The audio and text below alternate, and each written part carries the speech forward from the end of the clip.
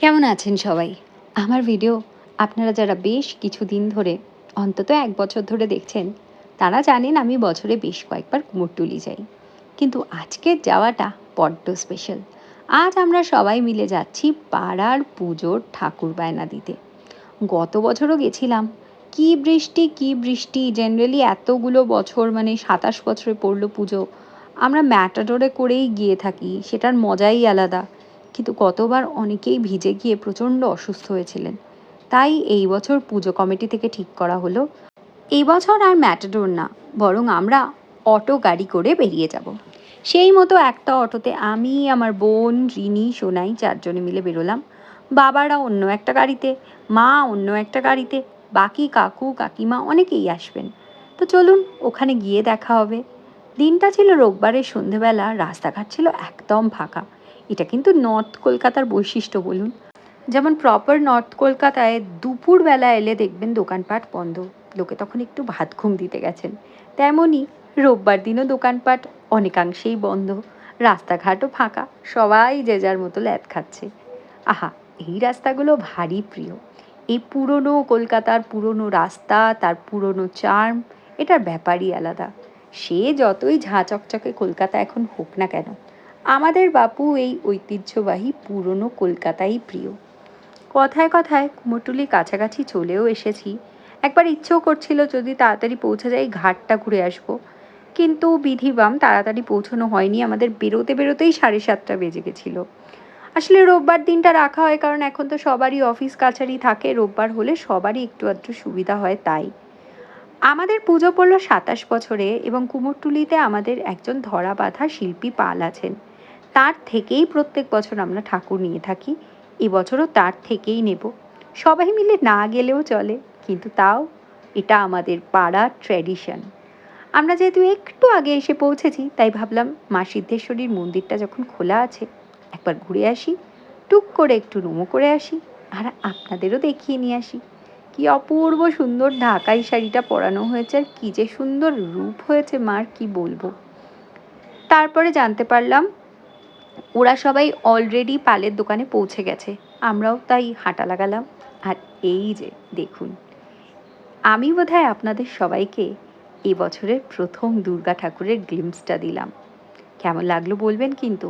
আর হ্যাঁ, আপনারা এখনও যারা আমাকে ফলো বা সাবস্ক্রাইব করেননি, ইউটিউব থেকে সাবস্ক্রাইব আর ফেসবুক থেকে অবশ্যই ফলো করে নেবেন। বিভিন্ন দোকানপাট পেরিয়ে আমরা এগিয়ে চলেছি, আর দুধারে কী অপূর্ব সব শিল্পশৈলী না! আহাহা, দেখলেই মনটা ভরে যায়। কোথাও মা দুর্গা অসুর সিংহ 10 হাত নিয়ে বিরাজময়ী, তো কোথাও আবার তৈরি হচ্ছে মা কালী। এই দেখুন, কি মিষ্টি এই গণেশ দাদারা, তাই না? কারণ গণেশ পুজো তো অগস্ট মাসের ২৬ তারিখ, অতএব টুকটুক করে ওনারা সেই কাজও শুরু করেছেন। আচ্ছা, এখানে কিন্তু সব পালের কাছে সব রকম ঠাকুর পাওয়া যায় না। মেজরিটি ৮০ থেকে ৯০% লোকই দুর্গা ঠাকুর করেন, কিন্তু তাও কিছু কিছু পালেরা শুধু পুতুল ঠাকুর মানে সিঙ্গেল ঠাকুর বা ছোট ঠাকুরগুলো করে থাকেন। ওই ছোট্ট একচালা দুর্গা প্রতিমাগুলো কি অপূর্ব না? তো এই দেখুন, দেখে শুনে এই মায়ের মূর্তিকে আমাদের পছন্দ হলো। আজকের দিনটা এলে মনটা ভারী খারাপ হয়ে যায়। ছোটবেলায় এই দিনটার জন্য আমরা অধীর আগ্রহে বসে থাকতাম। পড়াশুনো একটু কামাই করা যাবে, সবাই হৈ হৈ করে ম্যাটাডোর চড়া যাবে, বাবা পলকাকা এদেরকে জপিয়ে একটু ডিম ভাজা আর চাও খাওয়া যাবে। আজকে এই পুজোটা এলে এই দিন যাওয়ার জন্য আর অনেকেই নেই। কেউ নেই দেশে, কেউ নেই শহরে, আবার তাদের মধ্যে কেউ নেই এই পৃথিবীতে। কিন্তু জীবন তো এগিয়ে যাবেই বলুন। তাই আমরাও বায়নাটা সেরে ফেলে চলে এলাম চা খেতে। এই ট্রামের মতো জায়গাটায় ভীষণ ভালো চা পাওয়া যায়, কিন্তু রাত 8:30 বেজে যাওয়ায় ওনাদের কাছে চা শেষ হয়ে গেছিল। তাই আমরা আবার বেরিয়ে পড়লাম মোড়ের মাথার দিকে। যেতে যেতে দেখলাম এই দোকানগুলো, এখানে ঝুলনের ঠাকুর বিক্রি হচ্ছে। ওই দেখুন, কত বড় বড় গণেশ ঠাকুর। এই হলো শোলার মুকুট, টোপর, বিয়ের জিনিসের ঘর। আর এইটা দেখুন, ডোকরা স্টাইলে মাটির কাজ। আহা, কি অপূর্ব! যেহেতু আমার আর্ট, ক্লের কাজ এগুলো ভীষণ ভালো লাগে, তাই আমি প্রত্যেকবারই এসে আপন মনে ঘুরে ঘুরে এই শিল্প দেখি। চা খেয়ে এবার বাড়ির পথ ধরবো। চাটাও জবরদস্ত ভালো ছিল। এবার আর আমাদের ফুচকা দাদাকে পেলাম না জানেন, উনি বোধহয় সেদিন বসেননি। তবে প্রত্যেকবার কুমোরটুলি এলে আমার একটাই কথা মনে হয়, এনারা সব বিশ্বমানের শিল্পী, কিন্তু বিশ্বমানের দাম কি পান এনারা? আমরা হয়তো অনেকে জানিই না কোন ঠাকুর কে বানিয়েছেন, কতদিন সময় লেগেছে, কত জনের পরিশ্রম গেছে।